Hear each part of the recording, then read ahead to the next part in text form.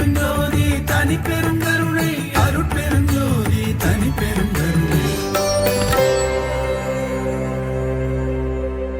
அருட்பெரும் ஜோதி தனி பெரும் கருணை அருட்பெரும் ஜோதி. எல்லா உயிர்களும் இன்புற்று வாழ்க, வள்ளல் மலரடி வாழ்க வாழ்க. ஆன்மநேய சகோதர சகோதரிகளே, உங்கள் அனைவருடைய திருவடிகளையும் வள்ளல் பெருமானுடைய திருவடிகளாக கருதி வணங்கி போற்றி மகிழ்கின்றேன். இன்றைய பாடம் பொன்னுடம்பு எனக்கு பொருந்திடும் பொருட்டாய் என்னுளம் கலந்த என் தனி அன்பே. உங்களுக்கு கொடுக்கப்பட்டிருக்கின்ற புத்தகம் இருக்குது பார்த்தீங்களா, அதில் அகவல் எடுத்துக்கோங்க.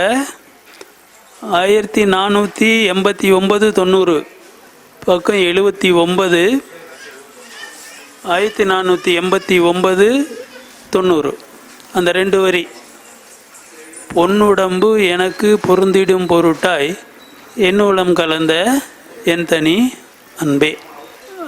இது சயின்ஸ், பியூர் சயின்ஸ். இன்றைய விஞ்ஞானிகள் இதை ஏற்பதில்லை. அவங்க இன்னொரு காரணம் சொல்கிறாங்க. ஆனால் நமக்கு காலம் காலமாக சித்தர் நெறி, வள்ளல் பெருமான் ஒரு சித்தர், வாழையடி வாழையென வந்த திருக்கூட்ட மரபில் யான் ஒருவன் அன்றோன்னு சொல்வார். திருக்கூட்ட மரபுன்னா என்னங்க? சாகாதவர்கள் அர்த்தம், இமார்டல்ஸ். அது நமக்கு 18 சித்தர்கள். முதல் சித்தர் யார்? போன வகுப்பில் நான் சொன்னேன். யார்? அகத்திய முனிவர். சரி, அப்போ இந்த சித்தர்களுடைய முதல் விஞ்ஞானமே என்ன அப்படின்னு பார்த்தீங்கன்னா, இந்த ரசவாதம் தாங்கய்யா. நான் உங்களுக்கு ஒன்று சொல்லி கொடுத்துருக்குறேன். நாம் விழிப்பு நிலைக்கு வந்திருக்கின்றோம் என்றால் ஒரு 50 பாடம் சொல்லி கொடுத்துருக்குறேன். அது முதல் பாடம் என்னங்க? முதல் பாடம் என்ன? சொற்களை கவனியுங்கள். 19 படிச்சுட்டு போகக்கூடாது. ஒவ்வொரு சொல்லும் என்ன பொருளை கூறுகின்றது என்று அந்த சொல்லை உடைத்து பார்க்கணும். அகராதிய டிக்ஷனரியை பார்த்து தெரிஞ்சுக்கிறது இல்லை, அந்த சொல்லை உடைத்தால் அதிலேயே இருக்கும். அப்படி தான் பழங்கால தமிழ் சொற்கள் பூராவும் எழுதப்பட்டன. பாருங்களேன், ரசவாதம், இதில் பாருங்கள், ரசம் வாதம். ரசம்னா என்னங்க? பாதரசம், மெர்க்குரின்னு ஆங்கிலத்தில் சொல்கிறோம் இல்லைங்களா, அந்த பாதரசம். வாதம்னா தங்கம், வாதம்னா தங்கம். பாதரசத்தை தங்கமாக மாற்றும் வித்தைக்கு பெயர் ரசவாதம். ஆங்கிலத்திலே அல்கமி என்று சொல்வார்கள். இது எப்படி சாத்தியமாகும் ஐயா? ஒரே ஒரு அணு தான் வித்தியாசம்.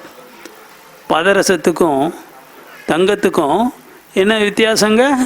ஒரே ஒரு அணு தான். அந்த ஒரு அணுவை யார் மாற்ற கற்றுக்கொள்கின்றார்களோ அவன் ரசவாதி ஆகின்றான், அவன் சித்தன் ஆகின்றான், அவன் சாவது இல்லை. இதுதான் ரகசியம். அப்போ நான் உங்களுக்கு சொன்னேன், ஒவ்வொரு சொல்லையும் ஆராய்ச்சி பண்ணணும்னு. இப்போ தங்கம்னு சொல்கிறோம். தங்கம்னா என்னங்க? பொண்ணு, கோல்டு. அது எல்லாருக்கும் தெரியுது இல்லையா? அதை எப்படி பிரிக்கணும் அப்படின்னா, தங்கு கூட்டல் அம், தங்கு கூட்டல் அம். அம்பலம்னா என்ன? அம்முனா என்னங்க? அம்பலம். அம்பலம்னா கோயில். அம்முனாலே அம்பலம், அம்பலம்னா கோயில். இன்றைக்கும் கேரளாவில் போனீங்கன்னா தெரியும். எங்கே போயிட்டு வரீங்க? அம்பலத்துக்கு போயிட்டு வரேன்பாங்க, கோயிலுக்கு போயிட்டு வரேன்னு சொல்லுவாங்க. சுத்தமான தமிழ் சொற்கள் எல்லாம் அவங்க எடுத்துகிட்டு போயிட்டாங்க. நம்ம இடிச்ச வயதனமாக எல்லாத்தையும் விட்டுட்டு இந்த ஃபாஸ்ட் ஃபுட்டு அப்புறம் என்னென்னமோ சொல்கிறாங்க இப்போல்லாம். எல்லாம் இங்கிலீஷ் மோகம். சரி, அது போகட்டும்.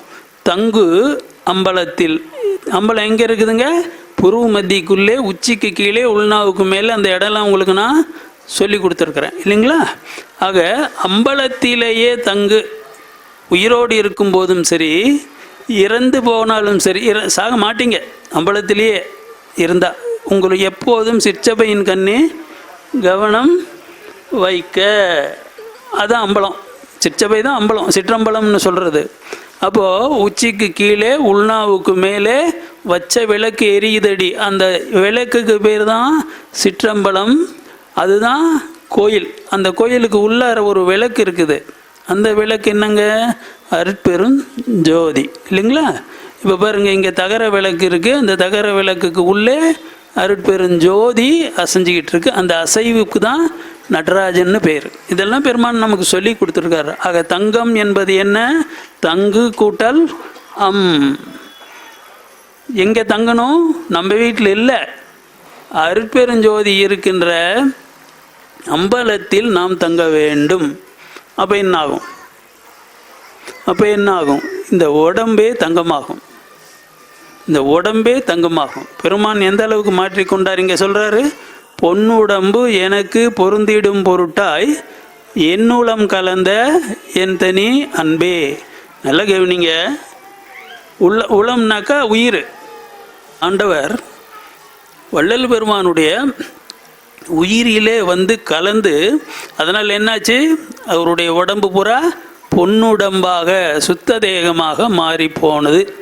ஐயா, சுத்த தேகம்னா என்னங்க ஐயா? சுத்த தேகம்னா இந்த உடம்புல மலம் உற்பத்தி ஆகாது, அமுதம் உற்பத்தி ஆகும்.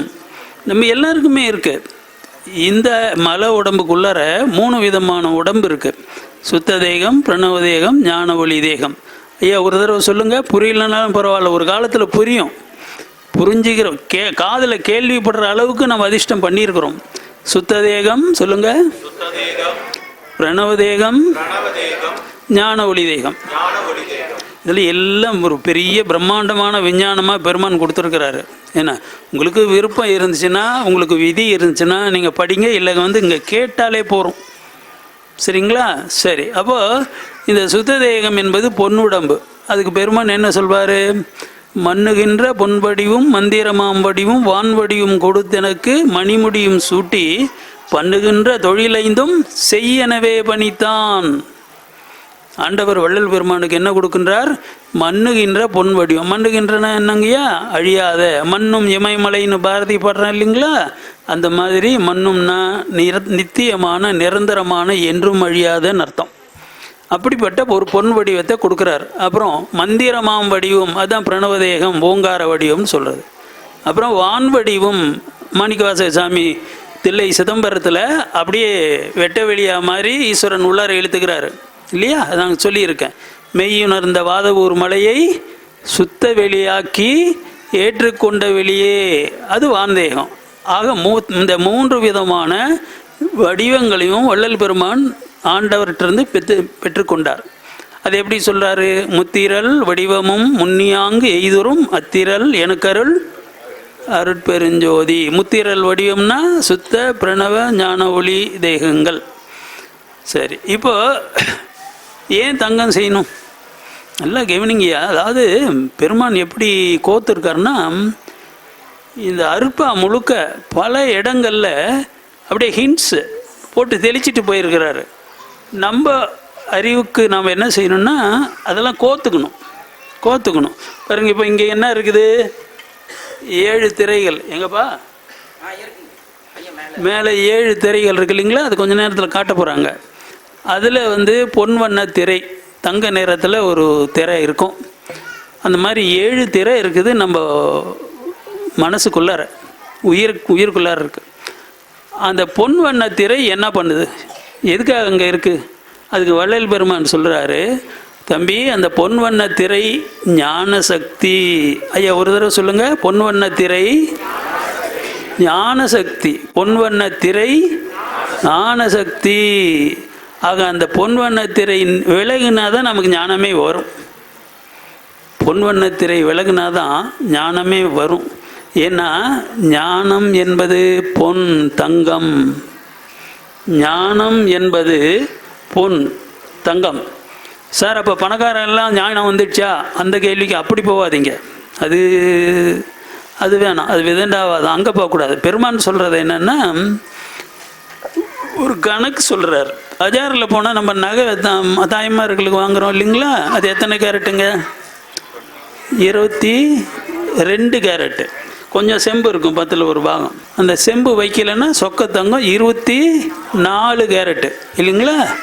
வள்ளல் பெருமான் பொன் செய்யும் வித்தையை எனக்கு ஆண்டவன் கற்றுத்தந்தான்னு சொல்கிறார். இவர் தங்கம் செஞ்சு கொண்டு போய் அங்கே ஒரு சேட்டு கடையில் விற்று பணம் வாங்கிட்டு வந்து தர்மசாலையை நடத்தினார். அந்த சேட்டு கடை இப்போவும் இருக்குது. அவங்க பேரன்லாம் இருக்காங்க. இப்போது அவங்க என்ன சொல்கிறாங்க? பெருமான் கொடுத்தது 36 கேரட்டு. எவ்வளோங்க? பஜாரில் கிடைக்காது, 24க்கு மேலே உலகத்தில் கிடைக்காது. பெருமான் செஞ்சது 36 கேரட். அது எப்படி சார்? ஆமாம், அவ்வளோ சுத்தமாக இருக்குது. அதுக்கு மேலே போய் ஒரு விஷயத்தை பெருமான் சொல்கிறார். இந்த 3 தேகங்கள் சொன்னோம் பார்த்தீங்களா, அந்த 3 தேகங்களை பற்றி சொல்லும்போது இந்த உரைநடை பகுதியில் 335வது பக்கம் சொன்ன தேகம், அதாவது சுத்த தேகம், பிரணவ தேகம், ஞான ஒளி தேகம் 3க்கும் என்னென்ன குணங்கள் இருக்குதுன்னு சொல்லிட்டார். அப்போது சுத்த தேகம்னா என்ன? அபரஞ்சி மாற்று. அபரஞ்சின்னா சொக்கம், அதாவது 24 கேரட்டு. பொன்வண்ண தேகம்னா சுத்த தேகத்துக்கு எவ்வளோங்க? 24 கேரட். அது அபரஞ்சின்னு சொல்லுவாங்க. சரி, அடுத்தது பிரணவ தேகத்துக்கு எத்தனை மாற்று சொல்கிறார்? 16 முதல் 108 வரையில் மாற்று. உரைப்படாதது. இந்த உரக்கல் நகைக்கடையில் வச்சுருப்பாங்க, கருப்பாக இருக்கும், அதில் போட்டு தேய்ச்சா உரையே படாது, அவ்வளோ நுட்பமானது. இது பிரணவ தேகத்துக்கு, அதாவது 108 மாற்று. எவ்வளோங்க? 108 மாற்று தங்கம். அந்த மாதிரி பிரணவ தேகம். சரி, அடுத்தது சொல்கிறார் பாருங்க, ஞான ஒளி தேகம். அதுக்கு எத்தனை கேரட்டு சார்? அளவு கடந்த மாற்று. நடராஜ பெருமானுடைய உடம்பு எத்தனை கேரட்டுங்க? அளவு கடந்த எண்ணிக்கையே கிடையாது. அளவு கடந்த மாற்று அப்படின்னா அவ்வளவும் சுத்தம். அவர் உடம்பு, மனசு, ஜீவன், ஆன்மா எல்லாம் அவ்வளோ சுத்தம். அது அளவு கடந்த மாற்றுன்னு சொல்கிறாரு. அப்போது ஞானம் என்பது என்ன அப்படின்னு சொன்னால், ஞான தங்கமேன்னு சித்தர்கள் சொல்லுவாங்க. இந்த கடையில் விற்கிற தங்கம் இல்லை, ஞான தங்கம். ஞானத்தால் உற்பத்தி செய்வது. சார் அது என்ன சார்? பூமியில் தோண்டி எடுத்தாக்கா கல், மண், அதுக்கப்புறம் செம்பு, பித்தளை, அப்புறம் வெள்ளி, கடைசியாக தானே தங்கம் வரும் ஆழத்தில். சில இடங்கள் ஆத்தங்கரையில் அப்படியே கிடைக்கும்.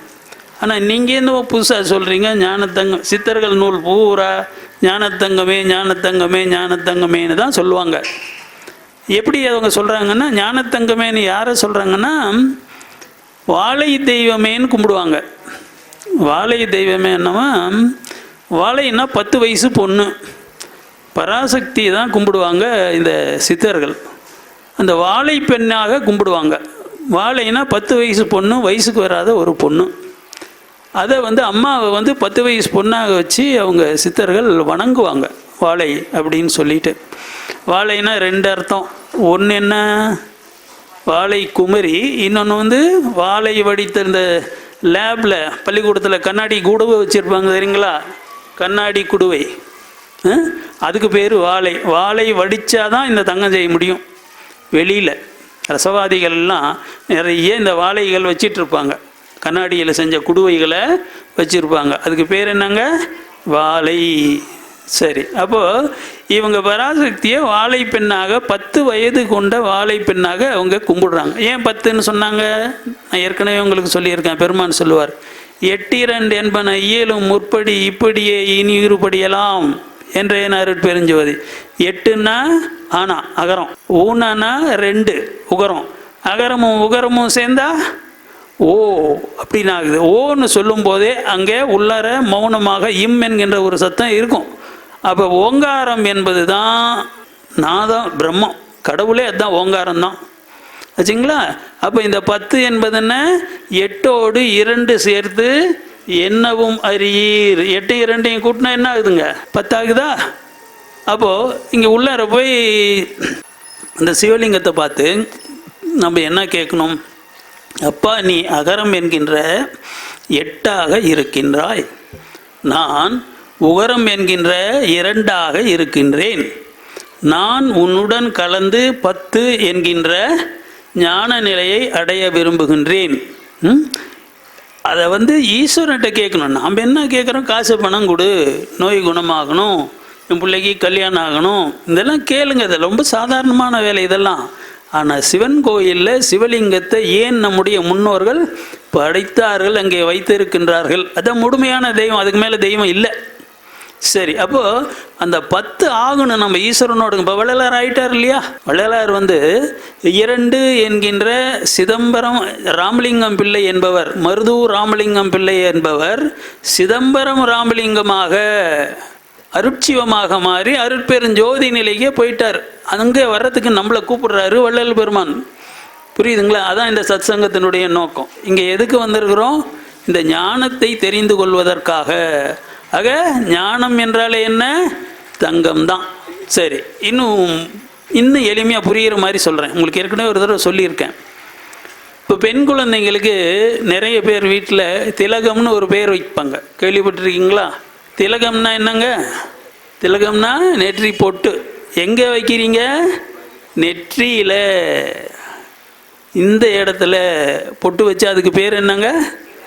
திலகம். ஏன் அந்த திலகம்னு பேர் வச்சுருக்காங்க? அதை ஏன் நெற்றியில் கொண்டு போய் வச்சுருக்குறாங்க? நான் உங்களுக்கு ஒரு விதி சொல்லி கொடுத்துருக்குறேன். ஐயா, இது பழைய தமிழ் சொல்லா, அதை உடைச்சிப்பார். அகராதிக்கு ஓடாத. அதை உடைச்சா திலகம்னா என்ன? திலம் கம் அப்படின்னு ரெண்டு பிரியும். கம்முனாலும் தங்கம், திலம்னாலும் தங்கம் தான். கம்முனா தங்கம். இப்போது பொற்கொள்ளர்கள் கோல்ட் ஸ்மித் இருக்காங்க இல்லையா, அவங்கள என்ன சொல்கிறோம்? கம்மாளர். கம் என்கின்ற தங்கத்தை ஆள்பவர்கள் கம்மாளர்கள், கோல்ட் ஸ்மித் இல்லையா, நகை செய்கிறவங்க. சரி, திலம்னாலும் தங்கம்னு சொன்னேன். அதுக்கு என்ன அர்த்தம்? நல்ல கவனிங்க. தில உத்தமை. யார் அது? அந்தம்மா மேலே திலோத்தமை. அந்தம்மா சொர்க்கலோகத்தில் இந்திரன் முன்னால் நடனம் ஆடுகின்ற அந்த அம்மாவுக்கு பேர் என்னங்க? திலம் உத்தமை. தங்கத்திலேயே ரொம்ப உத்தமமான முடிஞ்ச, அது என்ன 108 கேரட் இருக்கோ என்னமோ தெரியல, அந்த அம்மாவுக்கு பேர் திலம் உத்தமை, திலோத்தமை. ஆக திலம் என்றாலும் தங்கம், அப்புறம் கம் என்றாலும் தங்கம், திலகம் என்றால் தங்கம். அங்கே நெற்றி பொட்டில் நம்ம வைக்கிறோம். சரி, இது ஏன் சார் நெற்றி பொட்டில் கொண்டு போய் வைக்கணும்? அதுக்கு திருவள்ளுவர் நமக்கு பதில் சொல்கிறார். எப்படின்னா, ஒருமைக்கண் தான் கற்ற கல்வி ஒருவருக்கு எழுமையும் ஏமாப்புடைத்து. இதுக்கு என்ன உரையாசிரியர்கள் எழுதி கெடுத்து வச்சுருக்காங்கன்னா, தம்பி நீ கான்சன்ட்ரேட் பண்ணி கருத்து ஒற்றுமையோடு அதில் கவனம் வச்சு படித்தேன்னா உனக்கு 7 ஜென்மத்துக்கு ஞாபகம் இருக்குப்பா. ஐயா, தினசரி பேப்பரு, குமுதம், கல்கண்டு இதெல்லாம் படிக்கிறோம். இதுக்கு நீங்கள் கான்சன்ட்ரேட் பண்ணி 7 ஜென்மத்துக்கு இதை ஞாபகம் வச்சுட்டு என்னையா பண்ணுற? இதுவாக அர்த்தம். இது சொல்கிறதுக்கு ஒரு தெய்வப்புலம் வேணுமா? சொல்லுங்கள். இப்படியே தான் உரை எழுதியே கெடுத்தாங்க. சரி, இதுக்கு என்ன? அது ஒருமை கண் அப்படின்னா நெற்றிக்கண் அர்த்தம். கண் இணை அப்படின்னா தான் இப்போ இருக்கிற கண், 2 கண். ஒருமை கண் அப்படின்னா நெற்றிக்கண் அர்த்தம். சிவபெருமானுக்கு இருந்தது இல்லைங்களா, அந்த மாதிரி நெற்றிக்கண்ணை பற்றி பெருமான் நிறைய சொல்கிறார். எவ்வித தந்திரத்திலாவது நெற்றிக்கண்ணை திறந்து கொள்க, அப்பொழுது எல்லாமே புரியாததே கிடையாது, எல்லாமே பட்டப்பகல் போல் தெளிவாக தெரியும் அப்படின்லாம் சொல்கிறாரு. சரி, இங்கே திருவள்ளுவர் நமக்கு என்ன சொல்கிறாரு? ஐயா, உன் உடம்புல ஒரு இடத்துல தங்கத்தை நீயே உற்பத்தி செய்யலாம். எப்படிங்க? தங்கத்தை உன் உடம்புல நீயே உற்பத்தி செய்யலாம். ஐயா, செஞ்சு என்ன பண்ணுறது? அடுத்தது சொல்கிறாரு, இந்த புருவ மத்தியில் இருக்கிற நெற்றிக்கண் இருக்கு பார்த்தியா, அங்கே நீ தங்கத்தை உற்பத்தி பண்ணால் அது அப்படியே பெருகி பெருகி பெருகி உன் உடம்பு பூரா தங்கமாக்கிடும். எப்படிங்க? உடம்பு பூராவையும் தங்கமாக்கிடும். ஒருமைக்கண் தான் கற்ற கல்வி ஒருவருக்கு எழுமையும் ஏமாப்புடைத்து.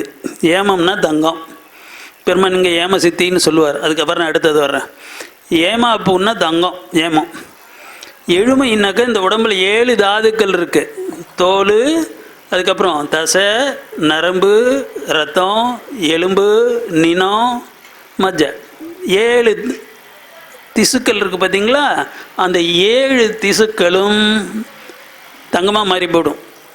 எல்லாமே தங்கமாக மாறி போடும். இந்த உடம்பே பொன்னுடம்பாக மாறி போயிடும். இது யார் சொல்கிறாரு? திருவள்ளுவர் சாமி சொல்கிறாரு இல்லையா? அப்போது ஏம சித்தியை வள்ளல் பெருமான் முதல்ல வைக்கிறார். சுத்த சன்மார்க்கத்தில் 4 புருஷார்த்தங்கள் எவை? யாராவது சொல்லுங்க பார்க்கலாம். புருஷார்த்தம்னா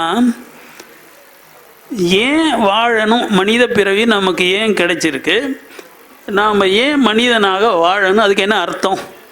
ஏதாவது ஒரு காரணம் இருந்தது தான் ஈஸ்வரன் நம்மளை மனுஷ தேகம் கொடுத்துருப்போம். இல்லைன்னா நாயா, நரியா, பன்றியா, பாம்பா ஏதாவது ஒன்று படைச்சிருக்கலாம் இல்லையா? அப்படி படைக்கலையே, நமக்கு மனுஷ தேயம் கொடுத்துருக்காரு. எத்தனை பிறவி இருக்குங்கய்யா? 84 லட்சம் ஜீவராசிகள் இருக்கு. அதில் கிடைத்தற்கரியது மனித பிறவி. வள்ளலார் சாமி சொல்கிறாரு, தேவர்களுக்கு கூட கிடையாது, தேவர்களுக்கு கூட அந்த அதிர்ஷ்டம் கிடையாது, உனக்கு கொடுத்துருக்காரு ஆண்டவர் வள்ளல் இந்த உடம்பை மனுஷதை. ஏன் அவர் சொல்கிறாரு, தேவர்களும் முக்தி அடைய வேண்டும் என்றால், சிவநிலையை அடைய வேண்டும் என்றால் மனிதனாக பிறந்து மாணிக்கவாசகர் சாமி மாதிரி வள்ளலார் சாமி மாதிரி அங்கே போகணும் சிவநிலைக்கு. அப்படியே நேரடி அவங்க போக முடியாது. அப்படிப்பட்ட உடம்பு உங்களுக்கும் எனக்கும் ஈஸ்வரன் கொடுத்துருக்கார். இதை விட பெரிய அதிர்ஷ்டம் யாருக்கு இருக்குங்கய்யா? நம்ம அதை எப்படி பயன்படுத்துகிறோங்கய்யா? தப்பாலே ஜகத்தவர் சாவே துணிந்த, எல்லாமே தப்பு, நம்ம பண்ணுறது பூரா தப்பு. சரி, எதுங்கய்யா ரைட்டு? பெருமான் பெரிய பட்டியல் கொடுக்குறார்.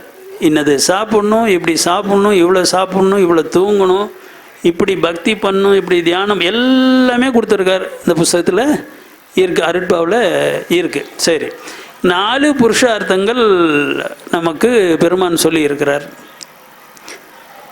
என்ன சொல்கிறாருன்னா, ஏமசித்தி, சாகா கல்வி, தத்துவ நிகிரகம், இறைவன் தன்மை அறிந்து அம்மயமாதல். இப்போது இந்த ஏமசித்தி சித்தர்கள் நெறின்னு சொல்லிட்டேன். சாகா கல்வியும் சித்தர் நெறி தான். 3வது தத்துவ நிகிரகம் என்பது வேதாந்தம், சித்தாந்தம் எல்லாம். இந்த உடம்பில் இருக்கிற 96 தத்துவங்களில் இருந்து நாம் விலகி கொள்வது தத்துவ நிகிரகம். இறைவன் தன்மை அறிந்த அம்மயமாதல் என்பது சிவனாகவே மாறி போகிறது, அருட்பெருஞ்சோதியாகவே மாறி போகிறது. இறைவன் தன்மை ஏதுங்க? அருள் தான். எல்லா உயிர்களுக்கும் இறைவன் கொடுத்துக்கிட்டே இருக்கிறான். 24 மணி நேரமும் கொடுக்குறான், 365 நாளும் கொடுக்குறான், உயிரோடு இருக்கிற வரைக்கும் கொடுக்குறான், இல்லாதப்பவும் கொடுக்குறான். அது இன்னொரு நாளைக்கு சொல்கிறேன். செத்த வாட்டியும் நமக்கு உணவு தேவைப்படும், அதையும் இறைவன் கொடுக்குறான். அது அப்புறம் பேசிக்கலாம். சரி, ஆக எப்போதும் கொடுத்து கொண்டே இருப்பதற்கு பெயர் அருள். அந்த அருளை 24 மணி நேரமும் 100% செய்து கொண்டே இருப்பது தான் அருட்பெருஞ்சோதி ஆண்டவனுடைய வேலை. நீ அந்த வேலையை செய், நாளைக்கே நீ ஆயிடுவ. ஒன்று அந்த நீ யோகம் பண்ணு, தவம் பண்ணு, தியானம் பண்ணு, இதெல்லாம் அப்புறம் 2ஆம் பட்சம். பெருமான் சொல்கிறது, ஜீவகாரீனம் செய்யும் சம்சாரிகளே, சம்சாரின்னா யார்? நீங்களும் நானும் குடும்பஸ்தருங்க. கடவுளை காண்பார்கள். அதுக்கு அடுத்து மேலே ஒரு அடி அடிக்கிறார். என்னென்னா, கடவுளே ஆவார்கள். இதெல்லாம் சொல்ல முடியுமா? அவர் ஆகி காட்டினார. அவருக்கு கல்யாணம் பண்ணிக்கிட்டவர் தான், 8 வருஷம் குடும்பத்தில் இருந்தவர் தான். அப்புறம் பாருங்க, கடவுளாக நின்றுட்டுருக்க. அருட்பெருஞ்சோதி ஆயினை நீ அப்படின்னே ஆண்டவர் வள்ளலாரை பார்த்து சொல்கிறார். இதுக்கெல்லாம் என்ன காரணம்? எப்பவும் அன்பாக இருங்க, அது தயவு. 100% அந்த தயவு முட்டுனா அருள் நிலைக்கு வரும். அப்போ நீங்களே கடவுள் ஆகிடுவீங்க. அந்த நிலைக்கு போகிறார். அப்போது முதல்ல சொல்கிற புருஷார்த்தம் எதுங்கய்யா? ஏமசித்தி. ஏமம்னா தங்கம், ஏமம்னா சுத்தம். 2 அர்த்தம் அதுக்கு. ஏன் தங்கத்தை தேர்ந்தெடுத்தாங்கன்னா, சுத்தத்திலும் சுத்தமானது தங்கம்தான். எவ்வளோ இது பண்ணால், எவ்வளோ அதை நீங்கள் கெடுத்தீங்கனாலும் அந்த தங்கம் தன்னுடைய தரத்திலிருந்து அது குறையாது. ஆக ஏம சித்தி அப்படின்னு சொன்னால், இந்த இடத்துல ஒரு விஷயம் பல பேர் கேட்குறாங்க. ஒரு கேள்வி, நல்ல கேள்வி. ஏன் வள்ளலாருக்கு அப்புறம் யாருமே மரணமில்லா பெருவாழ்வை அடையவில்லை? ஒரே பதில், ஏம சித்தி தெரியல. என்ன பதிலுங்க?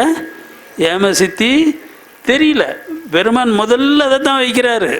ஐயா, ஏம சித்தியை கற்றுக்கோ, அப்புறம்தான் சாகா கல்வி வரும், அதுக்கப்புறம் தான் தத்துவ நிகிரகம் வரும், அதுக்கப்புறம் தான் கடவுள் தன்மை எறிந்தமயமாதல். அந்த மற்ற பின்னால் இருக்கிறதுக்கெல்லாம் முதல்ல வழியே இதுங்க இந்த ஏமசித்தி தான். இந்த ஏமசித்தியில் 2 வகை இருக்குது. என்னென்னா, ஒன்று வகர வித்தை, இன்னொன்று தகர வித்தை. ஐயா சொல்லுங்க. வகர வித்தை. வகர வித்தைன்னா செம்பு, பித்தளை, அப்புறம் இரும்பு எல்லாத்தையுமே தங்கமாக மாற்றுறது. சரி, தகர வித்தைனா இந்த உடம்பையே தங்கமாக மாற்றிக்கிறது. பெருமான் சொல்கிறார், இந்து சமய வேதாகமங்களில்தான் வகர வித்தை தகர வித்தை சொல்லப்பட்டிருக்கின்றது. அவர் எல்லாம் வேதாகமெல்லாம் படிச்சிருக்காரு, நமக்கு அதெல்லாம் ஒன்றும் தெரியாது. நாம் எங்கே போய் படிக்கிறதெல்லாம் அவர் படித்து நமக்கு சாரத்தை மட்டுமே நமக்கு கொடுத்துருக்கார். இதை படித்தா போகிறோம், இதை கேட்டாலே போகிறோம். ஆக இது தகர வித்தை என்பது உடம்பை தங்கமாக மாற்றிக்கொள்வது, நோய் நொடி முதுமை மரணம் எதுவுமே வராது, அந்த நிலைக்கு போவது, இதுதான் தகர வித்தை. அப்போது ஏம சித்தின்னா கொஞ்சம் வரலாறுக்கு போகிறோங்கய்யா. எப்படின்னா, ஐயா இது எந்த காலத்துலேருந்து இருக்குது? தமிழ்நாட்டில் மட்டும் இருக்கா? இல்லை, உலகம் பூரா இருக்குது, உலகம் பூரா இருக்குது. கிரேக்கத்தில் நமக்கு ராமாயண மகாபாரதம் இருக்க மாதிரி அவங்க இலியாட் ஒடிசின்னு 2 காப்பியங்களை சொல்கிறாங்க. அதில் ஒடிசின்ற காப்பியத்தினுடைய தலைவன் பேர் யுலிசஸ். அவன் ஒரு பெரிய ராஜா. அவங்ககிட்ட நிறைய வீரர்கள் இருக்காங்க. அவங்கள ஏற்றிக்கிட்டு கப்பலில் ஏற்றிக்கிட்டு கடலில் போகிறான். ஒரு இடத்துல போனோடனே இந்த தீவில் இறங்கி தண்ணீரும் உணவும் நம்ம சம்பாரிச்சுக்கிட்டு மேலே போயிடலாம் அப்படின்னு அந்த தீவில் இறங்குறாங்க. இறங்குனா அந்த தீவை ஆட்சி செஞ்சுக்கிட்டு இருக்கிறது ஒரு சூன்யக்காரி. அவள் என்ன பண்ணுறான்னா, என் வீட்டுக்கு வந்து என்னுடைய உணவையும் தண்ணீரையும் கொள்ளையடிச்சிட்டு போக வந்தீங்களாடா அப்படின்னு சொல்லி அவ்வளோ பேரையும் பன்றிகளாக மாற்றிடுறா. எதுவாக மாற்றுறா? பன்றிகளாக, பிக்ஸ் எல்லாரையும் பன்றிகளாக மாற்றிடுறா. கப்பலை கடைசியாக நான் போட்டு கடைசியாக இறங்கி வர்றாரு யுலிசஸ். இவர் வரும்போது அங்கே ஒரு சித்தன் வர்றான். அவன் என்ன பண்ணுறான்னா, ஒரு மூலிகை, ஞான மூலிகையை எடுத்து இந்த நீ வச்சுக்கோ அப்படின்னு சொல்லி அந்த ஞான மூலிகையை யுலிசஸ் கையில் கொடுக்குறான். சார் ஐயா இது என்னத்துக்குன்னு கேட்குறான். வச்சுக்கோடா அப்படின்னு சொல்லிட்டு அவன் அப்போ மறைஞ்சு போயிடுறான். அடி என்ன இவர் ஒன்றும் பதில் சொல்லாமல் திடீர்னு மறைஞ்சு போகிறார். அப்போ இவர் வந்து சித்தர் தான், இவர் கடவுள் தான் அப்படின்னு சொல்லி இதில் ஏதோ விஷயம் இருக்குதுன்னு சொல்லி அவன் கரெக்டாக என்ன பண்ணுறான், துணியில் முடிஞ்சு இடுப்பில் கட்டிக்கிறான் வச்சுங்களா. அப்போது இவன் போகிறான். அந்த சூனியக்காரி என்ன பண்ணுறான்னா, அவன் என்னென்னவோ மாயாஜாலமெல்லாம் செஞ்சு பார்க்குறா. இவனை பன்றியாக மாற்ற முடியல. அவளுடைய மேஜிக்கெல்லாம் இவங்கிட்ட வேலையே செய்யலை. அவளுக்கே புரியல, யாரா இவன், பெரிய தேவனாக இருப்பான் போல் இருக்கு அப்படின்னு சொல்லிட்டு அவள் ஏமாந்து போகிறாள். அப்புறம் அவள் கேட்குறா, என்ன கல்யாணம் பண்ணிக்கோங்கிறா. அதெல்லாம் முடியாது, நான் என் மனைவியை பார்க்க போகிறேன் அப்படின்னு சொல்லிட்டு அவன் வந்துடுறான். இது எதுக்கு சொல்ல வரேன்னாங்கய்யா, அந்த சித்தனுக்கு பேர் என்ன தெரியுங்களா? Thrice great Hermes. அவங்க ஒரு சித்தன், ஸ்ரீ ஸ்ரீ ஸ்ரீ ஹெர்மிஸ் அவருடைய பேர். அவர் என்ன பண்ணுறாருன்னா, எமரால்டு டேப்லெட்ஸ்ன்னு சொல்லி ஒரு 2 பலகைகளை கொடுத்துருக்காரு, கல்லில் செதுக்கின பலகைகள். அதில் ஒரு 14 லாஸ், சட்டங்கள் இருக்குது. அந்த 14 சட்டங்கள் யாருக்கு புரியுதோ, யார் அதை நடைமுறைப்படுத்துகின்றார்களோ அவர்கள் சித்தனாவார்கள். அதுதான் இந்த ரசவாதம். ரசவாதத்தை பற்றிய 14 விதிகள் அந்த ஹெர்மிஸ் வந்து அதில் பொறிச்சு வச்சிருக்கிறான் அந்த கல்லில். தான் த்ரைஸ் கிரேட் ஹெர்மிஸ் அப்படின்னு சொல்லிட்டு இந்த லாஸ், சட்டங்கள் அப்படின்னு சொல்லுவாங்க. இப்போ அதில் முதல்ல எடுத்த உடனே என்ன வருனாங்கய்யா, அண்டத்தில் உள்ளது யாவும் பிண்டத்தில் உள்ளது யாவும் அண்டத்தில், ஆஸ் அபவ் சோ பிலோ அப்படின்னு அவங்க சொல்லுவாங்க. இந்த பிரபஞ்சத்தில் என்னென்ன இருக்கோ அவ்வளவும் நம்ம மனுஷ தேகத்தில் இருக்குது. மனுஷ தேகத்தில் என்னென்ன இருக்கோ அவ்வளவும் இந்த பிரபஞ்சத்தில் இருக்குது. அதாவது மனித தேகம் என்பது ஒரு குட்டி பிரபஞ்சம். எப்படிங்க மனித தேகம் என்பது சொல்லுங்க? ஒரு குட்டி பிரபஞ்சம். ஆனால் நம்ம அதை எப்படி பயன்படுத்துகிறோம் சொல்லுங்க? அது ஏதாவது 10 பைசா மரியாதை கொடுக்குறோமா நம்ம? எப்படியெல்லாம் கெடுக்கணுமோ அந்த மாதிரி கெடுத்து வச்சுருக்கிறோம். எப்படி பயன்படுத்தணும் என்று தெரிந்து கொண்டவர்கள் வள்ளலார் மாதிரி, மாணிக்கவாசக சாமி மாதிரி எல்லாம் அங்கே போயிட்டாங்க, மேலே போயிட்டாங்க. இன்றைக்கி பிரபஞ்சத்தை அவங்க நடத்திக்கிட்டு இருக்காங்க. சரிங்களா? இந்த விஷயத்துக்கு வர்றேன். இந்த பொன் வண்ண திரை என்ன மறைக்குதுன்னு சொல்லி சொன்னாங்கய்யா, ஞானத்தை மறைக்குது. அப்போது நீங்கள் கேட்டிருப்பீங்க, டேய் என்னடா அந்த கிழமை என்னென்னோ ரசவாதங்கிறான், என்னென்னோ தங்கம் செய்கிறது, இதெல்லாம் எந்த தேவைக்காகுமா, உப்புக்காகுமா, உப்பு ஊறுகாய்க்காகுமா, வாடா அப்படின்னு சொல்லுவாங்க, கேள்விப்பட்டிருப்பீங்க. ஏன் அப்படி சொல்லுகின்றார்கள் என்றால், இந்த பொன் வண்ண திரை மறைக்குது, அந்த ஞானத்துக்கு போக விட மாட்டேங்குது. இப்போ நமக்கெல்லாம் ரசவாதம் தெரியாது, வள்ளலார் தெரிஞ்சுக்கிட்டார். அவருக்கு திரை விலகி கொண்டது, நமக்கு இன்னும் திரை விலகலை, ஞானம் வரல. ஞானம் வந்துடுச்சுன்றதுக்கு அடையாளம் என்ன? என்ன? பொன் செய்ய தெரிந்து கொள்ள வேண்டும், மட்ட உலோகங்களை சுத்த உலோகமாக தங்கமாக மாற்ற தெரிந்து கொள்ள வேண்டும். தெரிந்து கொண்டவன் மட்டும்தான் சித்தனாக முடியும், இல்லைன்னா ஆக முடியாது. எனக்கு அதெல்லாம் வேணாங்க, 3 வேளை சோறு போகிறோம், படுக்கிறதுக்கு ஒரு இடம் போகிறோன்னா யார் வேணாங்கிறா? ஆனால் அப்படி சொல்லலை பெருமான். என்ன சொல்கிறார்? பொன் வண்ண திரை என்பது ஞானத்தை மறைக்கும். எது ஞானம்? பொன் செய்யும் வித்தையை உனக்கு கற்றுத்தராது. அதுக்கு மேலே ஒரு வெறுப்பே வரும், அதை நீ திட்ட ஆரம்பிச்சிருவ. இதெல்லாம் அடையாளங்கள். நம்ம எங்கே இருக்கோம்? இந்த அறியாமையில் நாம் இருக்கின்றோம் என்பதை நம்ம தெரிஞ்சுக்கணும். சரி, இப்போ வரலாறுல கிரேக்க ஹெர்மிஸை பார்த்தோங்க. அதே மாதிரி எகிப்தில் அவங்களுக்கு இந்த வித்தையெல்லாம் தெரியும். சீனாவில் 8 பேர் சித்தர்கள், லாவோட்சேன்னு ஒரு சித்தர். யார் யாரெல்லாம் பழனிக்கு போயிருக்கீங்க? கை தூக்குங்க பார்க்கலாம். பழனி கோயில், முருகன் கோயிலுக்கு போனவங்கெல்லாம் கையை தூக்குங்க. அந்த கோயிலுக்கு எதிர்த்தாப்புல, உள்ளாரியே கோயிலுக்கு எதிர்த்தாப்புல ஒரு குகை மாதிரி இருக்கும். அந்த கோயிலுக்குள்ளார யாராவது போயிருக்கீங்களா? அம்மாவுக்கு ஒரு கைத்தட்டல் கொடுங்க. தெரிஞ்சுக்கணும், போகர் சமாதி. போகர் தான் முருகனுடைய நவபாஷான சிலையை செஞ்சவர். நவபாஷானன்னா என்னங்க? பாஷானா என்ன? விஷம். ஒரு பாஷான ஆளை கொண்டுவிடும். நவபாஷானா 9 விதமான பாஷானம். அந்த 9 விதமான பாஷானத்தை அப்படியே அமுதமாக மாக்கி மருந்தாக்குறது. இது என்ன நடக்கிற வேலையா? இது செஞ்சிருக்காரே ஒருத்தர். அந்த நவபாஷானத்தில் அபிஷேகம் பண்ணுவாங்க. என்ன செய்வாங்க தெரியுங்களா? இந்த பஞ்சாமிர்தத்தை மேலே அப்புவாங்க. அப்புறம் அந்த பஞ்சாமிர்தத்தை வலித்து எடுத்து நமக்கு கொடுப்பாங்க. அந்த பஞ்சாமிர்தத்தை சாப்பிட்டவர்கள் நான் கண்ணார பார்த்திருக்கின்றேன், வெண்குஷ்டம் என்று சொல்லப்படுகின்ற நோய் முற்றிலும் அழிஞ்சு போச்சு. எங்கள் சொந்தக்காரர் ஒருத்தர் இருந்தார், நான் சின்ன பையனாக இருக்கும்போது சொல்கிறேன். அவருக்கு என்ன மருந்து செஞ்சும் கொடுத்தும் அது வேலைக்கு ஆகலை. அப்புறம் யாரோ சொன்னாங்கன்னு சொல்லி அங்கேயே மேலேயே போய் படுத்துக்குவார். காலையில் முதல்ல அந்த பஞ்சாமிர்தத்தை எடுத்து வெளியில் கொடுக்கும்போது முதல்ல அதை வாங்கி சாப்பிடுவார். சாப்பிட்டுட்டே இருந்து உடம்பு பூரா நல்லா ஆகிப்போச்சு. இந்த மாதிரி தீராத நோய்கள் எல்லாம் தீர்ப்பது அந்த நவபாஷானம். இன்றைக்கும் பாருங்கள், சித்த வைத்தியர்கள்லாம் எங்கே அதிகமாக இருப்பாங்க? பழனியில் தான். பழனியில் தான் முருகனுடைய காலை சுரண்டி கொஞ்சம் ஒரு அளவு எடுத்து ஒரு அண்டா மருந்தில் போட்டால் பூராவுமே குரு மருந்தாக மாறி போயிடும். 1000 பங்கு வேலை செய்யும். எல்லாம் சுரண்டி இப்போ முருகன் எங்கே நிற்கிறார் தெரியுங்களா? ஹை ஹீல் ஷூ போட்டுக்கிட்டு இருக்கிறார். லேடிஸ் போட்டுக்குவாங்க தெரியுங்களா? High heel shoe. இந்த பூரா குதிகால் இருக்காது, ஒரு கம்பி மாதிரி இருக்கும். அப்படி ஹை ஹீல் ஷூ போட வச்சுட்டாங்க முருகனுக்கு. கடைசியாக சர்க்கார் பார்த்து இப்போ என்ன பண்ணிடுச்சு, அதில் அந்த சிலையை நீ தொடக்கூடாதுன்னு முன்னால் வேறு சிலையை வச்சுருக்காங்க. அந்த போகர் அந்த சிலையை செஞ்சது யாருங்க? போகர். அவர் எந்த ஊருக்காரரு? தமிழ்நாட்டுக்காரர் இல்லை. எந்த ஊருக்காரரு? சைனாவை சேர்ந்தவர். அம்மாவுக்கு ஒரு கைத்தட்டல் கொடுங்க.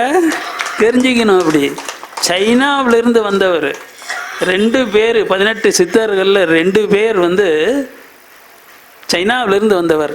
ஒருத்தர் போகர், இன்னொருத்தர் புலிப்பாணி. 2 பேர் சைனாவிலிருந்து இங்கே வந்தவங்க. எதுக்காக வர்றாங்க? அங்கே தெரியாத வித்தையெல்லாம் இங்கே அகத்தியருக்கு தெரியும், அவர்கிட்ட கற்றுக்கலான்னு வந்தவங்க. போகர் சொல்கிறார், என்னுடைய குருநாதர் அப்படின்னு அகத்தியரை சொல்கிறார். அவ்வளோ ஒரு பெரிய ஞான பரம்பரையில் பிறந்து வந்தவங்க நாமெல்லாம். நமக்கு என்ன ஞானம் இருக்குதுங்க? ஒரு சித்தர் புஸ்தகத்தை பார்த்துருக்குமா? படிச்சிருக்கோமா? 14 சித்தர் ஞானக்கோவையாவது படிச்சிருக்கோமா? ஐயா கண்ணில் பார்த்துருக்கோமா? ஐயா 14 சித்தர் ஞானக்கோவை புஸ்தகத்தை கண்ணில் பார்த்தவங்க கை தூக்குங்க. பாருங்க, அப்பம்பாட்டம் சொத்து எதுன்னே தெரியாது. நம்ம வாழ்ந்து என்ன பயனுங்க? எவ்வளோ இருக்குது தெரியுங்களா? சரி, அடுத்ததுங்கய்யா, நீங்கள் அங்கிருந்து வந்தீங்க, அப்புறம் வேதத்தில் வந்து இதை பற்றி சொல்லப்பட்டு இருக்கின்றது பெருமான் சொன்னார், நான் உங்களுக்கு சொல்லிட்டேன். அப்புறம் அருணகிரிநாதர் அவர் பெரிய ரசவாதி. அவர் எப்படி செய்கிறார் அப்படின்னா, முருகனை பார்த்து கேட்குறார், கூகா என என் கிளை கூடி அழ போகா வகை மெய்ப்பொருள் பேசியவா அப்படின்றார். செத்து போனால் சொந்தக்காரங்களாம் என்ன பண்ணுறாங்க, கூக்கா அப்படின்னு சொல்லிட்டு கத்தி ஆர்ப்பாட்டம் பண்ணி அழுதுகிட்டு இருக்கிறாங்க.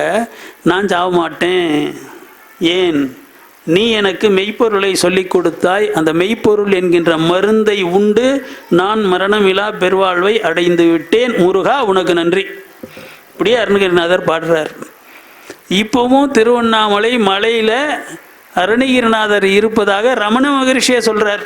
ஆக அருணகிரிநாதரும் ஒரு வள்ளல் பெருமான் சொல்கிறார், வள்ளல் பெருமானும் சொல்கிறார், அருணகிரிநாதர் சாகவில்லை, அவர் ஒரு சித்தராக இருக்கிறார்னு நம்ம சாமியை, வள்ளலார் சாமியை சொல்கிறார். அப்போது இப்படியே வரிசையாக வந்துக்கிட்டே இருக்குது. கடைசியாக வள்ளலார்கிட்ட வரும்போது இது முழுமையான ஒரு கல்வியாக நமக்கு சாகா கல்வி அப்படியே சொல்கிறார். சாகா கல்வியே கல்வி, மற்ற கல்வி எல்லாம் கிடையாதுப்பா. அதுதான் பள்ளிக்கூடத்துக்கே போக மாட்டேன்ட்டார் இவர். அங்கே போனால் சாகர கல்வியை கற்றுக் கொடுக்குறாங்க, பணஞ்சம்பாதிக்கிற கல்வியை கற்றுக் கொடுக்குறாங்க. நான் ஏன் அங்கே போகணும், நான் வந்தது எதுக்கு, ஆண்டவன் என்னை அனுப்பியது எதற்கு அப்படின்னா சாகா கல்வியை கற்றுக்க தருவதற்காக அனுப்பினான் அப்படின்னு சொல்கிறார். சாகாத கல்வியே கல்வி, சாகாதிருக்க தான் கற்கும் கல்வியே வாகான மெய்க்கல்வி வகுத்தறிணி கல்மனமே அப்படின்னு இடைக்காட்டு சித்தர் பாடுறாரு. இது விரிவாக நான் ஒரு புஸ்தகமே இங்கே உங்களுக்கு நான் போன வகுப்பில் உங்களுக்கு காட்டினேன். வள்ளலார் அருட்பெருஞ்சோதி ஆனது எப்படி, 3 படிகள் இருக்குங்க. ஒன்று முத்தி நிலை, ரமண மகரிஷி, ராமகிருஷ்ணர், விவேகானந்தர் மாதிரி. இந்த உடம்பு போயிடும், ஆனால் உயிரை பிரித்து வச்சுக்குவாங்க, இது முக்தி நிலை. அடுத்தது சித்தி நிலை, இந்த உடம்பையுமே கூட அழியாமல் வச்சுக்கிறது, அருணகிரிநாதர் மாதிரி, அகத்தியர் மாதிரி, 18 சித்தர்கள் மாதிரி, இது சித்தர் நிலை. பெருமான் எப்படி பாடுறாரு, முத்தியை பெற்றேன் முத்தியினால் ஞான சித்தியை உற்றேன் என்று உந்தி பெற சித்தனும் ஆனேன் என்று உந்தி பெற. அதுக்கு அடுத்தது 3வது நிலைக்கு வருகின்ற பொழுது தான் இறைவன் தன்மை எறிந்த அம்மையமாதல் என்கின்ற இறைவன் நிலைக்கு வள்ளல் பெருமான் போகிறாரு. சித்தர்களுக்கு கூட ஒரு முடிவு வரும், எப்போ ஒரு 500 வருஷம், 1000 வருஷம், 2000 வருஷம் கழித்து ஒரு முடிவு வரும். ஆனால் அருட்பெருஞ்சோதி ஆகிட்டா எந்த காலத்துலேயும் எந்த யுகத்துலேயும் வள்ளல் பெருமானுக்கு முடிவே கிடையாது. அந்த இடத்துக்கு நம்மளை கூப்பிடுறார். இது ஈஸ்வரன் இருக்கிற ஒரு நிலை. ஆக வரலாறு முழுக்க பார்த்தீங்கன்னாலும் இது வந்துக்கிட்டே இருக்குது. ஆனால் எல்லா காலத்துலேயும் நம்ம மாதிரி பிறந்து பிறந்து இறந்து இறந்து இப்படியே நம்ம போய்கிட்டு இருக்கிறோம். அந்த தங்கம் என்பது என்ன அப்படின்றத நம்ம தெரிஞ்சுக்காமலே போயிட்டுருக்குறோம். பாருங்க, ஸ்வர்ண தேகிகள் ஆயுள், ஸ்வர்ணன்னா தங்கம், யார் உடம்பை தங்கமாக பண்ணிக்கிறானோ அவங்களுக்கு எவ்வளோ ஆயுள் பெருமான் ஒரு பட்டியல் கொடுக்குறார். ஒரு மாற்றுள்ள ஸ்வர்ண தேகிகள் வயது 4,32,000. உடம்புல ஒரு மாற்று, ஒரு கேரட்டு இருந்தாலே எத்தனை காலம் வாழலான்னு சொல்கிறாருங்க, 4,32,000. 2 மாற்றுள்ள ஸ்வர்ண தேகிகள் வயசு 8,64,000, அப்படியே 2ஆல் பெருக்கிக்காங்க. 3 மாற்றுள்ள ஸ்வர்ண தேகிகள் வயது 12,96,000. இப்படியே சொல்கிறார். இதில் ஒரு மாற்று உள்ள பிரம்மனுடைய வயது 4,32,000 வருஷங்கள்னு சொல்கிறார். இப்படியே வரிசையாக எழுதிக்கிட்டே போகிற. 8 மாற்றுள்ள ஸ்வர்ணதேகி மகேஸ்வரன் வயசு 17,28,000. 9 மாற்றுள்ள ஸ்வர்ணதேகி சதாசிவன் வயசு 43,20,000. இப்படியே சொல்லிக்கிட்டே போகிறார். ஒவ்வொரு கடவுளுக்கும் உடம்புல எவ்வளோ தங்கம் இருக்குது, அதனால் எவ்வளோ ஆயுள் அதிகமாகுது என்று சொல்லிக்கொண்டே போகிறார்கள். டைம் என்னக்கண்ணா? பெருமான் அவருடைய உடம்புல என்ன ஆகுது அப்படின்னு சொல்லி பார்த்தீங்கன்னா, திரைந்து நெகிழ்ந்த என் தோல் உடம்பும் செழும்பொன் உடம்பாய் திகழ்ந்ததே அப்படின்னு சொல்லிட்டு சொல்கிறார். பெருமான் வாழ்ந்த காலம் எவ்வளோங்க இந்த மனித தேகத்தில்? 50 வருஷம் 3 மாதம் 24 நாள் அவ்வளோதான் இருந்தார். அப்போது 50 வயசு வந்த உடனே இவருக்குமே கூட கொஞ்சம் தெரிஞ்ச உடம்பில் சுருக்கமெல்லாம் வந்திருக்குது. அதை இவர் மாற்றிக்கொண்டார். மாற்றிக்கிட்டு என்ன செஞ்சுக்கிறாரு? செழும்பொன் உடம்பாக மாற்றி சுத்த தேகமாக மாற்றிக்கொண்டேன் அப்படின்னு சொல்கிறாரு. அப்போது ஐயா அவ்வளோ தூரம் ரொம்ப தூரத்துக்கு போகாதீங்க. இன்றைக்கி என்ன நாள் அதை மட்டும் சொல்லுங்கள். பொங்கலோ? பொங்கல். எத்தனை பேர் வீட்டில் பொங்கல் சமைச்சிங்க? கை தூக்குங்க பார்க்கலாம்.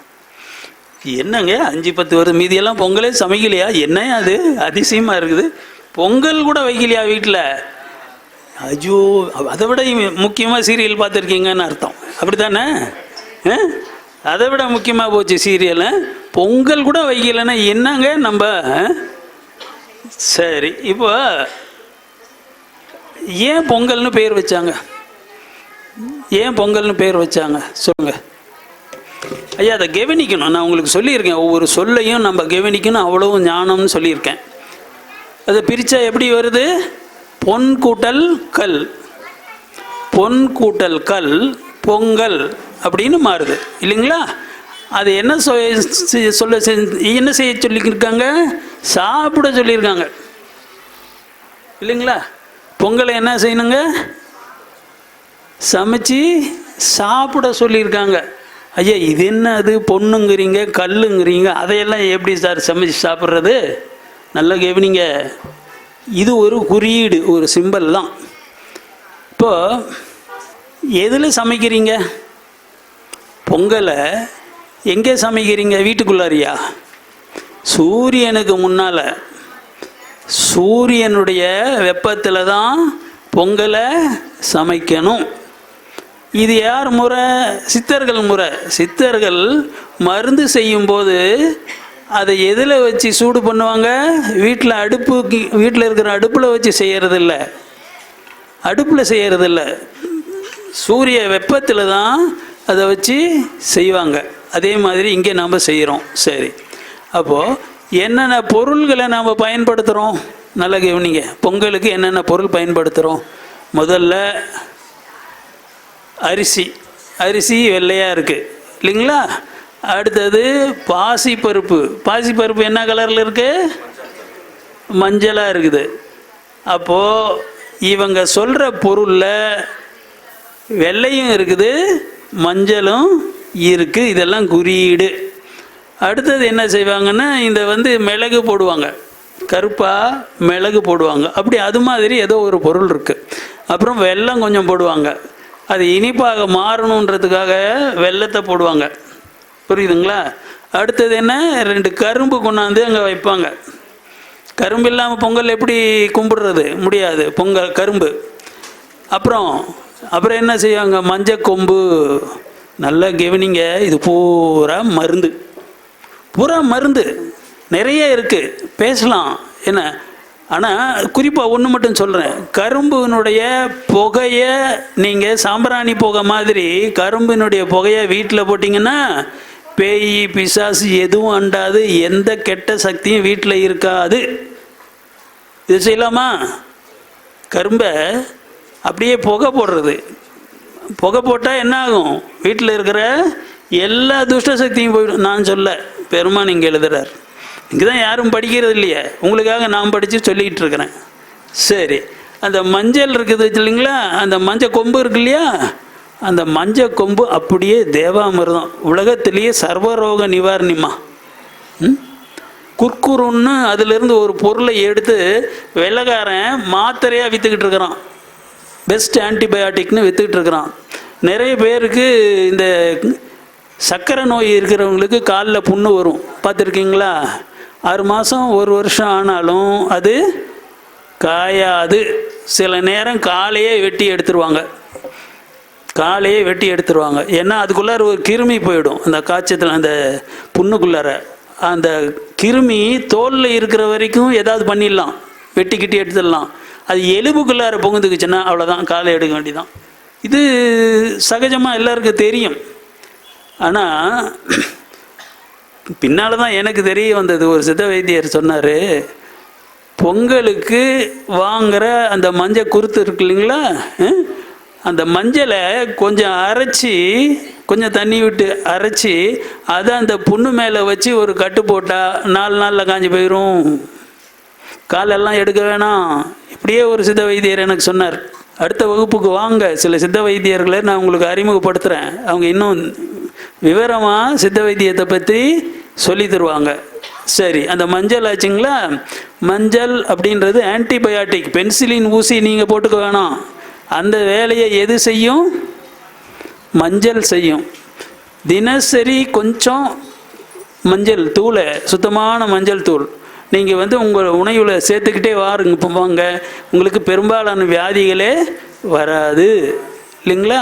சரி, அப்புறம் வேறு என்ன அதில் நம்ம சேர்த்துறோம்? கரும்பு சொல்லியாச்சு. கரும்பு இந்த சிறுநீரக கல்லுன்னு சொல்லுவாங்க, கேள்விப்பட்டிருக்கீங்களா? சரியான உயிர் போகிற வலி இருக்குங்க. அந்த பின்னால் முதுகிலிருந்து கீழே கால் தொடை வரைக்கும் அப்படியே வலி உயிர் போய் வரும். அந்த மாதிரி யாருக்கு சிறுநீரக கல் இருக்குது, வலிக்குதோ, கரும்பு சாறு குடிச்சிங்கன்னா அப்படியே கரைச்சி வெளியில் தள்ளிடும். இதெல்லாம் சித்த வைத்தியர் நூல்களில் எழுதி இருக்கிறாங்க. கரும்பு சாறு என்ன பண்ணும்? அப்படியே கல்லை கரைச்சி வெளியே தள்ளிடும். சர்க்கரை நோய் இருக்கிறவங்க குடிக்கக்கூடாது. அதை முதல்ல தெரிஞ்சுக்கணும் வச்சுங்களா. ஆக பொங்கலை நாம் எதுக்காக தை 1ஆம் தேதி நமக்கு வச்சிருக்கிறாங்க அப்படின்னு சொன்னால், தை 1ன்றது என்னங்க? தமிழ் வருட பிறப்பு தை தான். சித்திரைன்றது அது வேற, அதை விட்டுருங்க, அந்த அரசியல் நமக்கு வேணாம். ஆக தை பிறந்தால் வழி பிறக்கும். யாரெல்லாம் உண்மையான பொங்கலை சாப்பிட்றாங்களோ அவங்களுக்கு வழி திறக்கும். இந்த புருவ மத்தியில் இருக்கின்ற கதவு தானாக திறந்துக்கும். இதுதான் ரகசியம். ஆக ஏமசித்தின்னு வள்ளல் பெருமான் சொல்லுகின்ற பொழுது அவர் என்ன சொல்கிறாருன்னா, ஏமம்னா சுத்தம்னு நான் உங்களுக்கு சொல்லியிருக்கிறேன். தங்கத்தை விடுங்க, முடியலன்னாலும் எவ்வளோ சுத்தம் பண்ணி சாப்பிட்றீங்களோ அது பூரா ஏமசித்தி. எப்படின்னா என்ன சொல்கிறாரு? தண்ணியே, பச்சை தண்ணியே குடிக்கக்கூடாது. ஏன்னா பூரா குளிர்ச்சி, பூரா விஷம். அதை என்ன செய்யணும்னா மழை தண்ணியை மட்டும்தான் குடிக்கணும். அந்த மழை தண்ணி என்ன பண்ணும்? மழை தண்ணியை பிடிச்சி வச்சுக்கிட்டு அப்படியே குடிக்கக்கூடாது. வர்ற 5 நிமிஷம் வர்ற தண்ணியை விட்டுருங்க. அப்புறம் வர்ற தண்ணியை பிடிச்சி வச்சுக்கோங்க. 5 லிட்டர் தண்ணியை 2 லிட்டர் தண்ணியாக சுண்ட காய்ச்சணும். சார், கேஸ் வைக்கிற வேலைக்கு இதெல்லாம் ஆகிற வேலையா சார்? நல்ல கேள்வி. ஆனால் ஒன்றுமா, எவ்வளோ நோய் வருது? மாசானம் மெடிக்கல் பில் எவ்வளோ கட்டுறோம்? 1000, 2000, 5000, 10000 கட்டுறோம் இல்லைங்களா? அப்புறம் காலை வெட்டுறேங்கிறான், கையை வெட்டுறேங்கிறான், என்னென்னவோ சொல்கிறாங்க அந்த டாக்டருங்கிட்ட போனால். ஆனால் பெருமான் சொல்கிற மாதிரி இந்த தண்ணியை நீங்கள் சூடு பண்ணி 5 லிட்டரை 2 லிட்டராக சூடு பண்ணி அதுக்கப்புறம் அதில் என்ன போடணும்? சுக்கு. அந்த சுக்கையும் அப்படியே நேரடியாக போட்டுறக்கூடாது, அதையும் சுத்தம் பண்ணணும்.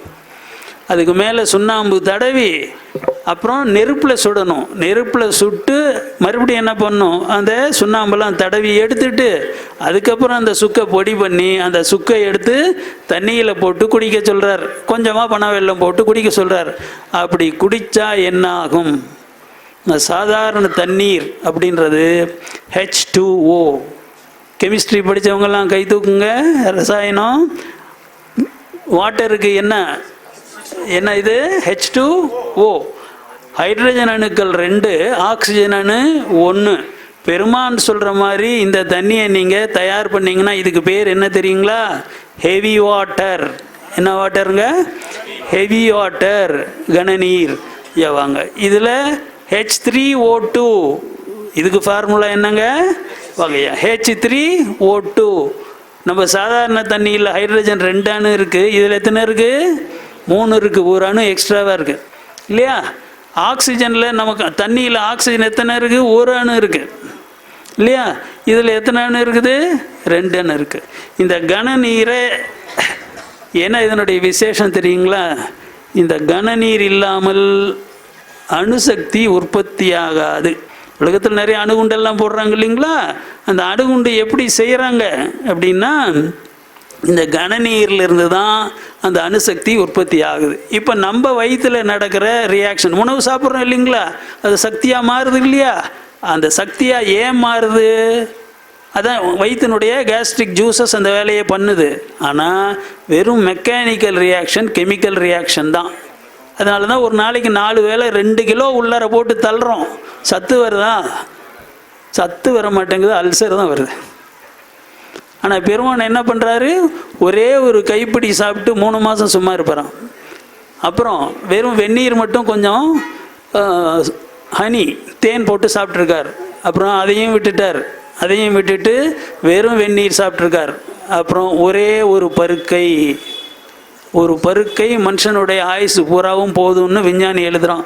ஏன் அப்படின்னா 1 கிராம் உணவில் இருக்கின்ற சக்தி எவ்வளோன்னா 600 டன் டிஎன்டி.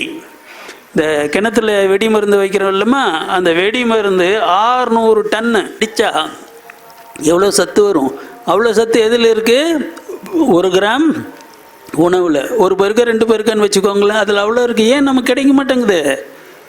நம்ம வயிறு சரியில்லை, அந்த அளவுக்கு எடுத்து வச்சுருக்கோம். பெருமான் என்ன சொல்கிறார், இந்த வயிற்றை அணு உலையாக மாற்றிக்கொள், அப்பொழுது கெமிக்கல் ரியாக்ஷனுக்கு பதிலாக அட்டாமிக் ரியாக்ஷன் ஏற்படும், மெக்கானிக்கல் ரியாக்ஷனுக்கு பதிலாக அட்டாமிக் ரியாக்ஷன் ஏற்படும்.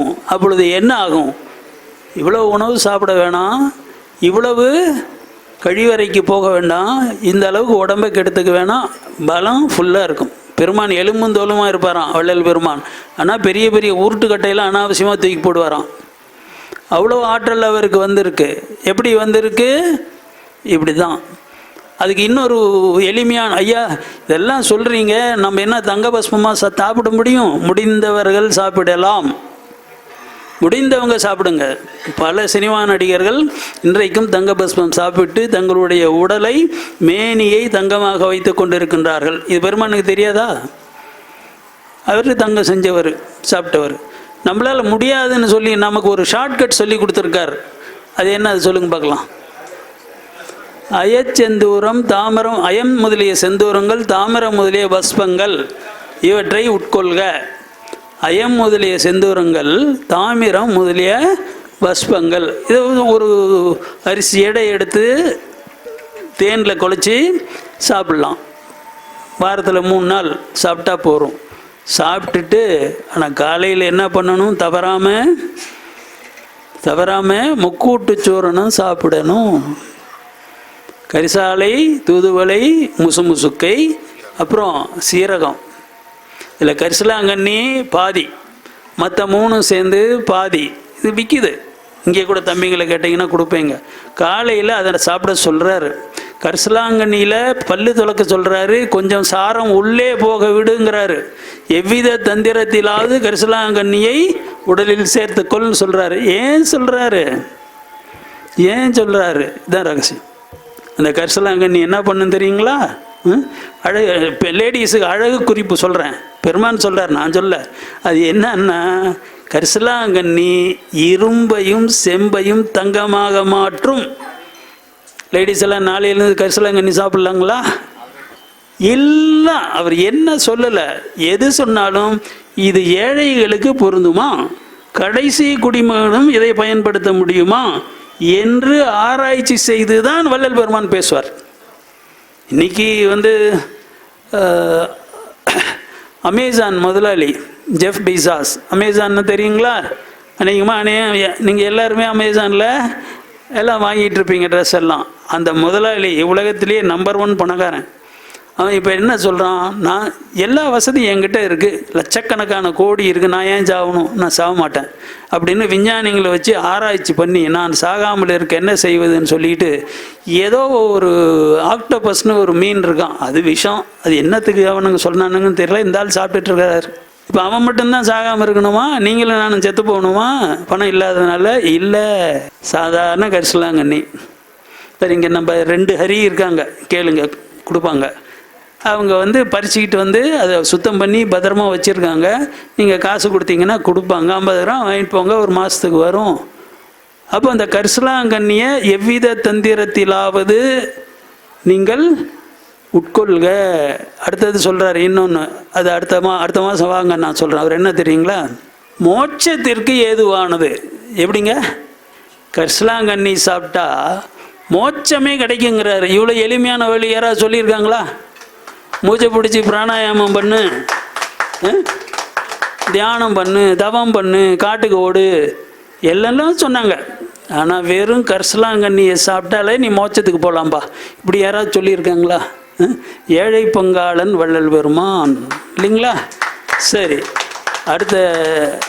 அடுத்தது தைப்பூசம்மா. அடுத்த மாதம் 11ஆம் தேதி தைப்பூசம், 13ஆம் தேதி திரு அறை தரிசனம். பெருமான் தன்னுடைய உடம்பை அருட்பெருஞ்சோதியாக மாற்றிக்கொண்ட அறைக்கு பேர் திரு அறை தரிசனம். அது 2 நாள் கழிச்சு 11ஆம் தேதி தைப்பூசம் வடலூரில், 13ஆம் தேதி சித்தி வளாகத்தில் மேட்டுப்பட்டியில் மேட்டுக்குப்பத்தில், 13ஆம் தேதி திருவரை தரிசனம். நீங்கள் அனைவரும் அங்கே வரணும். அங்கே போக முடியாதவர்கள் இங்கே வாங்க, இங்கே தரிசனம் இருக்குது உங்களுக்கு, இங்கே அன்னதானமும் கிடைக்கும். நீங்கள் அனைவருமே முடிந்தால் வடலூருக்கு வர வேண்டும் என்று கேட்டுக்கொண்டு இத்துடன் நிறைவு செய்கிறேன். அருட்பெருஞ்சோதி அருட்பெருஞ்சோதி தனி பெருங்கருணை அருட்பெருஞ்சோதி எல்லா உயிர்களும் இன்புற்று வாழ்க, வள்ளல் மலரடி வாழ்க வாழ்க. தினம் காலையில் எந்திரிச்சு படிக்கணும், பாராயணம் பண்ணணும். இங்கே நீங்கள் சாயந்தரம் ஒரு 6 மணிக்கு வந்தீங்கன்னா இங்கே பாராயணம் பண்ணுவாங்க, அவங்களோட சேர்ந்து நீங்களும் பண்ணலாம்.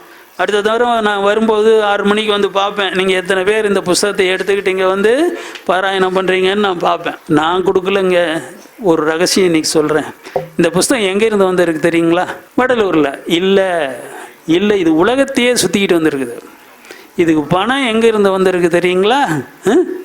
ஆஸ்திரேலியாவில் அதனுடைய தலைநகரான கேன்பரா அப்படின்ற ஒரு ஊரில் நம்ம தமிழ் பொண்ணு, மதுரையை சேர்ந்த ஒரு பொண்ணு அங்கே பேராசிரியராக வேலை செய்கிறாங்க. அவங்க இந்த 100 புத்தகம் வாங்கி எல்லாருக்கும் கொடுங்கய்யா அப்படின்னு ஆஸ்திரேலியாவிலிருந்து பணம் அனுப்பிச்சு இன்றைக்கி அந்த புஸ்தகம் உங்கள் கையில் இருக்குது. உங்களுக்காகவும் எனக்காகவும் யார் கஷ்டப்படுறாங்க, யார் வாழ்த்துறாங்க, நம்ம நல்லா இருக்கணும், எல்லாம் இது ஒன்று படிச்சிங்கன்னா போகிறோம், வாழ்க்கையில் வேறு எந்த புத்தகம் வேணாம். இது யார் செய்கிறாங்க? அந்த அம்மா கஷ்டப்பட்டு ராத்திரி பகலாக கஷ்டப்பட்டு பணம் சம்பாரிச்சு அந்த பணத்தை அங்கேருந்து இங்கே அமிச்சு, இது 4500 ரூபா 5000 ரூபா ஆகுது 100 புஸ்தகத்துக்கு. அது வாங்கி அப்படியே கீழே போட்டுறாதீங்க, தயவு செஞ்சு படிங்க. உங்கள் நல்லதுக்காக ஆஸ்திரேலியாவில் இருக்கிற ஒரு தமிழ் குடும்பம் நினைக்குது, வாழ்த்துது. அவங்களுக்கு ஒரு வாழ்த்து சொல்லாங்களா? அப்போ சொல்லுங்க பார்க்கலாம். திருமதி பிரியா என்பவரும் அவருடைய குடும்பத்தாரும் எல்லா வளமும் நலமும் பெற்று பெருவாழ்வு வாழ்க என்று அருட்பெருஞ்சோதி ஆண்டவரின் திருவருளையும் வள்ளல் பெருமானுடைய குருவருளையும் பிரார்த்தனை செய்கின்றோம். சரி, வணக்கம். அருட்பெருஞ்சோதி அருட்பெருஞ்சோதி தனி பெரும் கருணை அருட்பெருஞ்சோதி ஜோதி ஜோதி ஜோதி சூயம் ஜோதி ஜோதி ஜோதி பரம் ஜோதி ஜோதி ஜோதி அருள் ஜோதி ஜோதி ஜோதி சிவம் வாம ஜோதி சோம ஜோதி வான ஜோதி ஞான ஜோதி மாக ஜோதி யோக ஜோதி வாத ஜோதி நாத ஜோதி ஏம ஜோதி வியோம ஜோதி ஏறு ஜோதி வீர ஜோதி ஏக ஜோதி ஏக ஜோதி ஏக ஜோதி ஏக ஜோதி ஆதி நீதி வேதனே ஆடல் நீடு பாதனே வாதி ஞான போதனே வாழ்க வாழ்க நாதனே அருஜோதியானே நின்றரையப்பா முரசு அருளாசி பெற்றேன் என்றரையப்பா முரசு மறுசார்பு தீர்த்தேன் என்றரையப்பா முரசு மரணம் தவிர்த்தேன் என்றரையப்பா முரசு குற்றம் புரிதல் எனக்கு இயல்பே குணமாய் கொள்ளல் உனக்கு இயல்பே சிற்றம்பலவாயினி சிறியே செப்பும் முகமன் யாதுளது தெற்க செற்றடியேன் சிந்தைதனை தெளிவி தச்சம் துயர்தீத்தேன் இற்றை பொழுதே அருள் ஜோதி ஈக தருணம் இதுவாமே இற்றை பொழுதே அருள் ஜோதி ஈக தருணம் இதுவா